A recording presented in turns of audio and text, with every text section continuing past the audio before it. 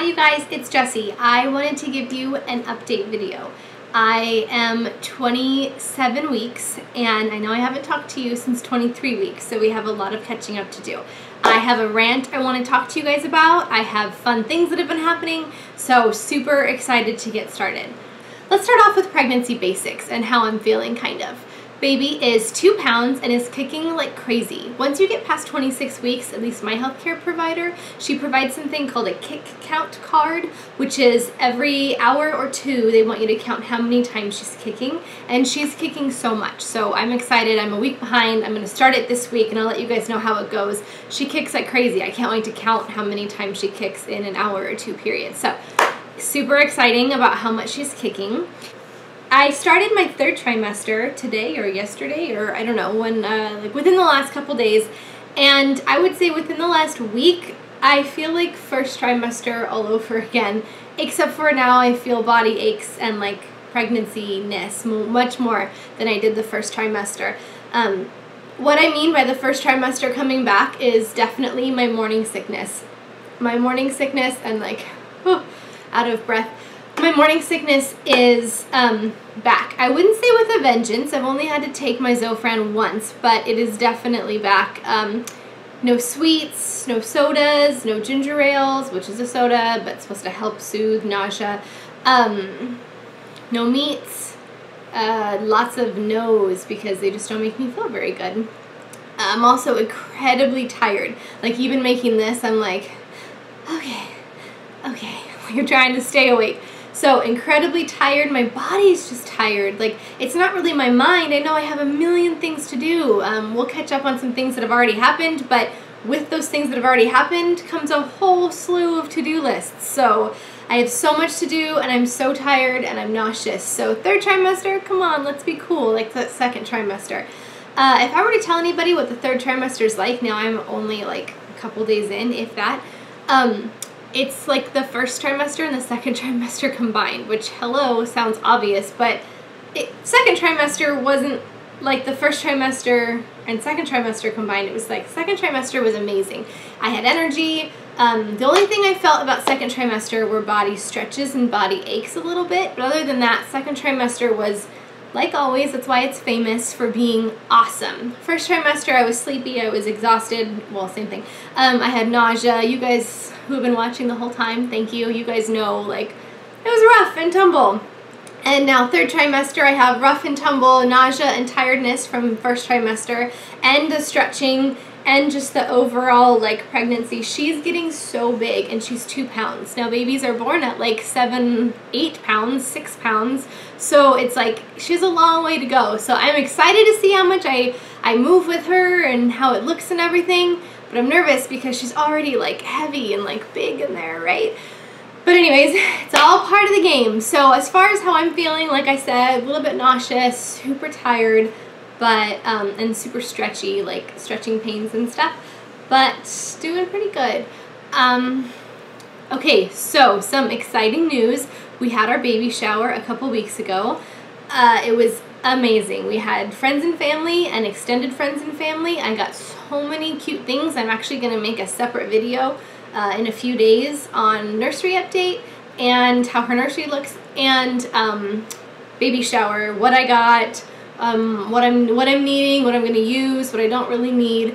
I will say that if you're in your second trimester, maybe even first, and you're really excited and you want to start doing your baby shower registry gift, keep things probably within under 50 bucks, because I noticed that I had a lot of larger pregnancy brain.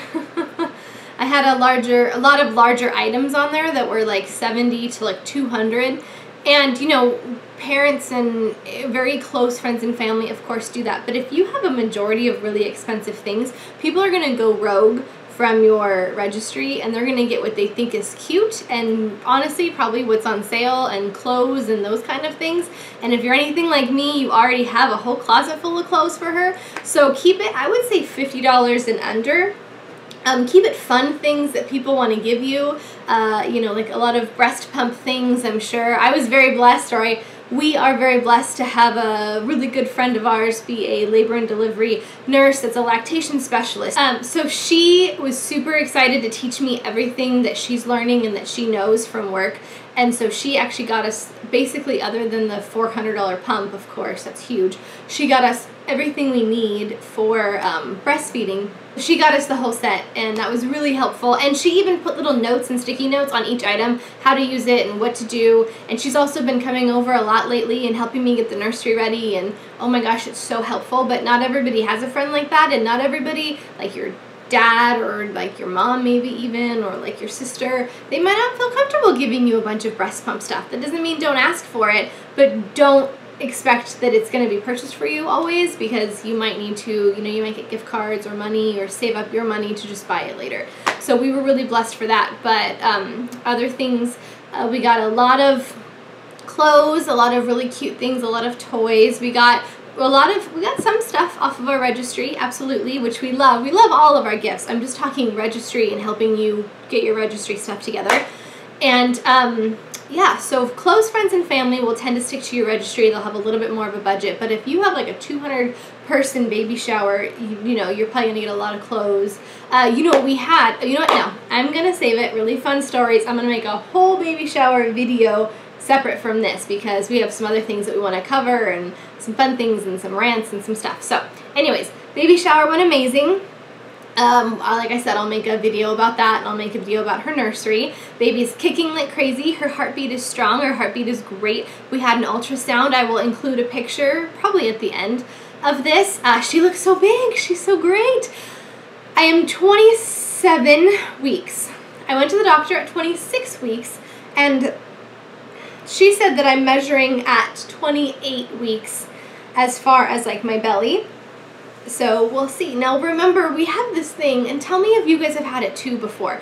We have this thing where our first 2 ultrasounds, she measured in at, you know, what would now be 27 weeks. But as we progress and as we do more ultrasounds, her due date is getting bumped up significantly. So at first it was January 11th, and then January 8th, and now January 2nd. And she'll still measure 28 weeks on my 26-week mark in an ultrasound and on like the measuring thing of the belly. But they're like, we don't go by any of that. We go by your first 2 ultrasounds. So if that's the case, then I'm 27 weeks. If not, then I'm probably closer to 29 weeks. So I don't really know. I'm updating you guys per week on what the doctors say. So that's what it is. So we'll see. She could come mid-January, or like I guess the 11th, or she can come right before Christmas or right by New Year's. I don't know, but we're just so excited to meet our healthy little baby girl. Okay, you guys, are you guys ready for a rant? I have to rant about something. I have to rant about healthcare and hospitals and labor and delivery rooms and all of those things. Let's start off. Okay, so there are 2 hospitals in our city. That's not even true. There are 2 hospitals in like a huge distance. So you have to choose one, and it's like you could go to this one or you can go to this one. Both the same healthcare provider. Let's say I chose this one. This is the really good one. I love this one. This is the one where all my doctor visits are. And there's this one. It's far away. It's a lot of traffic to get there. It takes over an hour to get there. But it's also an option. This one, you can deliver after 35 weeks. This one, if you go into preterm labor or you have any complications, this is the one that you have to go to. So this one is like 30 minutes away, and this one is like an hour and a half away. But if you have any complications, this is the one that you need to go to, right? Okay, so now you know that there's 2 different hospitals. The one that I love, this one, is amazing. It has the best staff. You get helped immediately. I absolutely love it. This one, we're going to rant about and talk about. Okay, so everything is going fine in the pregnancy, which it still is. Baby's still fine and everything. But one day I was like, you know what? I kind of have some backaches, and I kind of feel like I'm going to start my period. Weird, right? And like all of a sudden I was like, oh, I just really don't feel that good. I went through the whole day, started at 9. By 4 o'clock, I'm like, why hasn't this gone away? That's kind of weird, but I probably overworked myself. I probably did this, that, or whatever. Okay. I call labor and delivery because they give you a direct number, not a 1-800 number. And they're like, you're probably fine, but just come in just for checking. And this is at my favorite one, the good one, right? So I come in there, and I get sent to labor and delivery, which is freaky, but they just send you there because that's where all the equipment is, if, God forbid, something was ever wrong. So she checks me, and she says that I am having contractions, but it's just like uterine, your uterus is like upset. You're not in active labor, thank God. We checked, no dilation, none of that. But my uterus was just not having a good day. I might have overworked myself at the baby shower. That was a couple days before that. Who knows? We don't know what it was.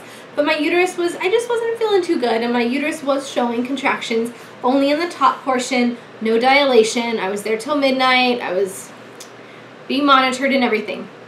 So I got to go home, no medicine. Oh, they thought I had a bladder infection. They gave me medicine, but that's a different story. No medicines for labor or anything. Totally fine. Baby's heartbeat fine. Ultrasound fine. We're cool, we're cool, we're cool. I get told that now instead of once a month, I need to go to twice a month doctor appointments just to make sure that whatever I was feeling isn't going to continue, and that it's not going to have, it's not going to dilate me, it's not going to start labor or anything like that. I'm going to stay pregnant.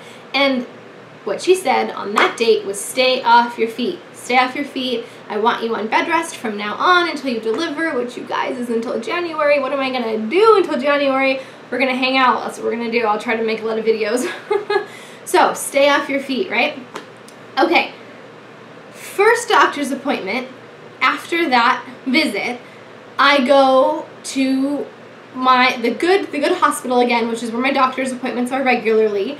New doctor, though, because this type of healthcare system, you kind of get whoever you get. You normally don't really, you can get your same person, but anyways, it's really hard to get an appointment with Obamacare and how everybody is in there.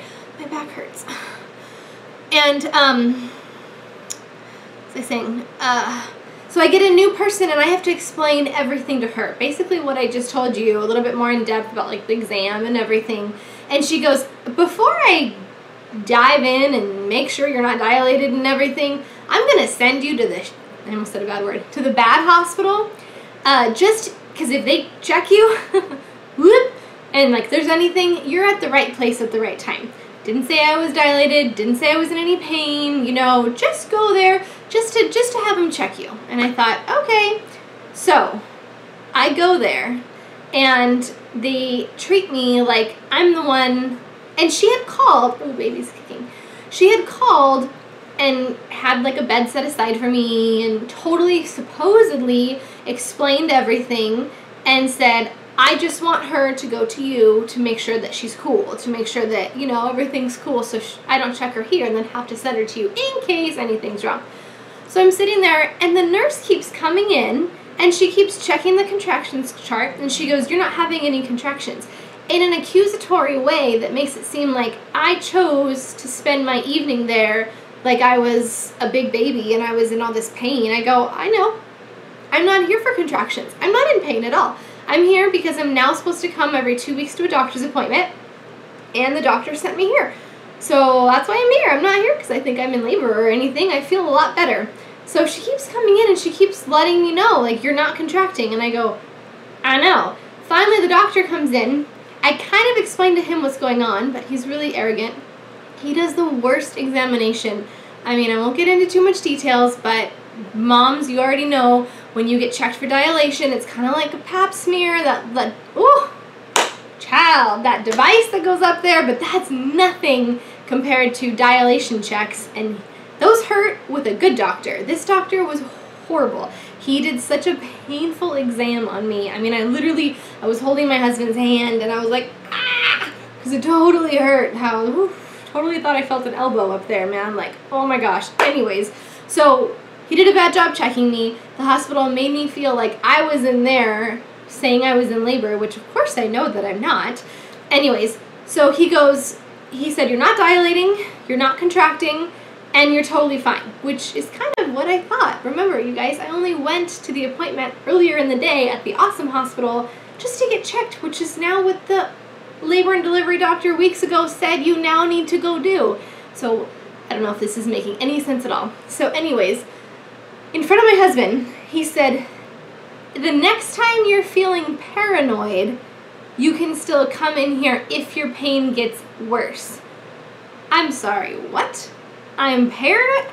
I'm here. Oh, child. I'm here because my doctor sent me here. I'm not here on my own accord. I don't want to drive an hour and a half to come to a hospital that I don't like at all. Anyway, so that's my rant. Everything's cool. I had uterine upsetness one day, like 3 weeks ago, and no dilation, no anything. I have to go to the doctor now twice a month just to go get checked, which I hope every time I don't have to go back to that crappy hospital. But anyways, there's another thing I want to tell you about that crappy hospital. When you have our healthcare people, you have to tour both hospitals just to make sure you know where like each area is in case you go into labor, you know, at the appropriate time or even earlier, whatever. You tour both hospitals.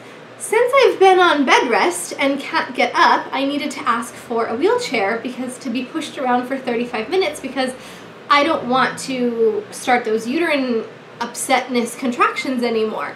Or just, you know, whatever. The doctor just said, stay off your feet for as much as you can, right? It's in writing. People have said it twice, 3 times, whatever. So I have my husband go get a wheelchair. The nurse who's giving the tour in front of probably 20 people asks me, oh, how far along are you? And I think I even said 28 weeks because I felt kind of embarrassed that I was in a wheelchair and there were a lot of other really pregnant women around me that aren't in a wheelchair. So let's just say I said 28 weeks. She goes, what do you got in there, twins? You look way bigger than 28 weeks. And this is a nurse giving a tour in front of other pregnant ladies. And I'm like, no, lady, I'm on bed rest now because I had uterine contraction upsetness and I'm on bed rest just to make sure we hold her in there comfortably until January. Like, I don't like that hospital at all. So, let's think positively because I don't know if you remember the story from earlier. I've been talking so dang long. The good hospital, you have to be over 35 weeks to deliver at. The hospital I don't like, they handle babies under 35 weeks. Baby's not going anywhere. We're going to hold her in there, but we need to think happy thoughts to make sure she stays in there because I really don't want to deliver at the bad hospital. Like, I want to make sure I get that awesome hospital that gives awesome service. That first day I went in there with just backache and cramping, they gave me so much time. Oh, I didn't tell you. So you take a test. I took a test at both visits. I took a test the first time and this exact one the second time. I'm going to butcher the name. Fetal fibrosis test? I'm not sure. But it's something that they check out up there and then they swab it and they send it to the lab and it says if you're going to deliver within the next 2 weeks, which of course both of them came back negative, which is awesome. So it's like I wouldn't even really know about that test because the horrible hospital didn't even explain to me what they were doing when he was up there so rough. But the really cool hospital was like, this is what we're doing, this is what's normal, this is what's going on, you got negative, you should be good. Anyways, so that's my rant about hospitals and labor and delivery and nurses and all of those things. Anyways, you guys, so that's it. Baby's great, heartbeat's great, husband and I are great, and that's it. I am feeling a lot of stretching pains, like everywhere, as far as my belly. But, you know, that's all part of the game because she's stretching with me. She's getting bigger every day, which is awesome. So let me know if you guys have ever had any crazy labor and delivery stories. You guys can follow me on Twitter, Instagram. I will leave the links down below. If you're new, subscribe. I won't normally have this big of a gap between videos. I did have that 3 weeks of like doctor's appointments and labor and delivery tours and labor and delivery visits, which turned out okay. So it was kind of like a crazy time, the baby shower. So stay tuned because normally I do update you guys a lot more. And that's it. I'm going to give you guys a bump shot and I'm super excited. So next week I think starts 28 weeks, but remember it could be like 30 weeks because she measures differently at certain times and they want to stick strong to that first ultrasound timing. So we will let you guys know what's going on then. Okay, this is from the side, this is from the front, and this is from the other side. Okay, you guys, thanks for watching. See you guys later.